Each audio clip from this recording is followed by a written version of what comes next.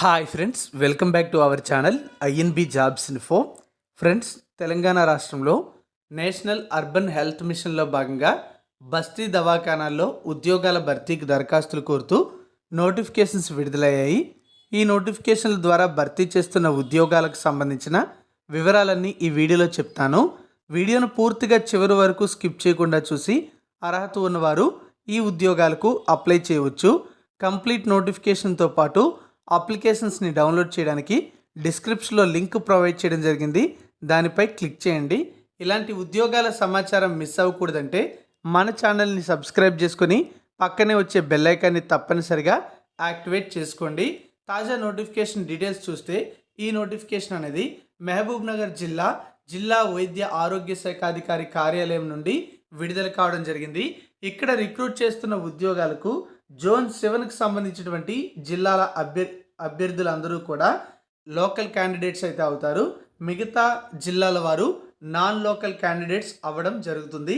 Notification ద్వారా భర్తీ చేస్తున్న ఉద్యోగాలలో ఒక నోటిఫికేషన్ ద్వారా మెడికల్ ఆఫీసర్ మరియు స్టాఫ్ నర్స్ అనే ఉద్యోగాలు భర్తీ చేస్తున్నారు. రెండు కూడా కాంట్రాక్ట్ బేసిస్ జాబ్సే. ఒక్కొక్క పోస్టు అయితే ఉండడం జరిగింది. మెడికల్ ఆఫీసర్ జాబ్కి ఎంబీబీఎస్ క్వాలిఫికేషన్తో పాటు టీజీ కౌన్సిల్లో రిజిస్ట్రేషన్ అయితే ఉండాలి. 52,000 రూపాయలు శాలరీ ఇస్తారు. స్టాఫ్ నర్స్ పోస్ట్ కూడా ఒక్కటే ఉంది. జిఎన్ఎం లేదా బీఎస్సీ నర్సింగ్ పూర్తి చేసి ఉండాలి. టీజీ నర్సింగ్ కౌన్సిల్లో రిజిస్టర్డ్ అయి ఉండాలి. 29,900 రూపాయలు జీతం ఇవ్వడం జరుగుతుంది. అలాగే ఇక్కడ మరికొన్ని ఉద్యోగాలు కూడా ఉన్నాయని చెప్పాను కదా, అవి కూడా చెప్తాను. అయితే మెడికల్ ఆఫీసర్ పోస్ట్ అనేది మల్టీ జోనల్ 2 పోస్ట్ అనమాట. అంటే మల్టీ జోనల్ 2కి చెందినటువంటి జిల్లాల అభ్యర్థులు అందరూ కూడా ఈ ఉద్యోగాలకి లోకల్ క్యాండిడేట్స్గా అప్లై చేయడానికి అవకాశం అయితే ఉంటుంది. స్టాఫ్ నర్స్ మాత్రం జోనల్ పోస్టు కాబట్టి జోన్ 7 వారు ఎవరైనా ఉన్నట్లయితే వాళ్ళందరూ కూడా ఈ పోస్ట్కి లోకల్ క్యాండిడేట్గా అప్లై చేయడానికి అవకాశం అయితే ఉంది. ఇక బయోమెడికల్ ఇంజనీర్ అనే పోస్ట్ కూడా ఒకటి ఉంది. బీఈ లేదా బీటెక్ బయోమెడికల్ ఇంజనీరింగ్లు చేసిన వాళ్ళు ఎలిజిబుల్. కానీ 2 ఇయర్స్ ఎక్స్పీరియన్స్ అనేది బయోమెడికల్ ఇంజనీరింగ్గా చేసి ఉండాలి. 36,750 రూపాయలు శాలరీ ఉంటుంది. దీనితో పాటుగా విసిసిఎం అనే ఒక పోస్ట్ కూడా ఉంది. దీనికి గ్రాడ్యుయేషన్ డిగ్రీ అనేది మెటీరియల్ మేనేజ్మెంట్ లేదా సప్లై చైన్ మేనేజ్మెంట్ లేదా ఎనీ అదర్ గ్రాడ్యుయేషన్ డిగ్రీ చేసిన వాళ్ళు అప్లై చేసుకోవచ్చు. అయితే కంప్యూటర్ నాలెడ్జ్ కూడా ఉండాలి. Minimum 2 years of professional experience కూడా అడగడం జరిగింది. అలాగే కొన్ని స్కిల్స్ అయితే అడిగారు. 22,000 రూపాయల శాలరీ అనేది ఇక్కడ ఇవ్వడం అయితే జరుగుతుంది. మరి ఈ ఉద్యోగాలన్నింటికీ కూడా ఎలాంటి రాత పరీక్ష లేకుండా కేవలం మెరిట్ ఆధారంగా ఎంపిక చేస్తారు. కనీసం 18 సంవత్సరాల నుంచి గరిష్టంగా 46 సంవత్సరాల వరకు ఏజ్ ఉన్న వాళ్ళు ఎలిజిబుల్ అవుతారు. ఎస్సీ, ఎస్టీ, బీసీ మరియు ఈడబ్ల్యూఎస్ అభ్యర్థులకు 5 ఇయర్స్ ఏజ్ రిలాక్సేషన్ ఉంటుంది. ఫిజికల్లీ ఛాలెంజ్డ్ పర్సన్స్కి 10 ఇయర్స్ వరకు ఏజ్ రిలాక్సేషన్ ఉంటుంది. వీరితో పాటు ఎక్స్ సర్వీస్ మ్యాన్, ఎన్సీసీ క్యాండిడేట్స్కి కూడా ప్రభుత్వ నిబంధనల ప్రకారం ఏజ్ రిలాక్సేషన్ అయితే ఉంటుంది. ఎటువంటి ఎగ్జామ్ అయితే ఉండదు, కేవలం మెరిట్ ఆధారంగా ఎంపిక అయితే ఉంటుంది.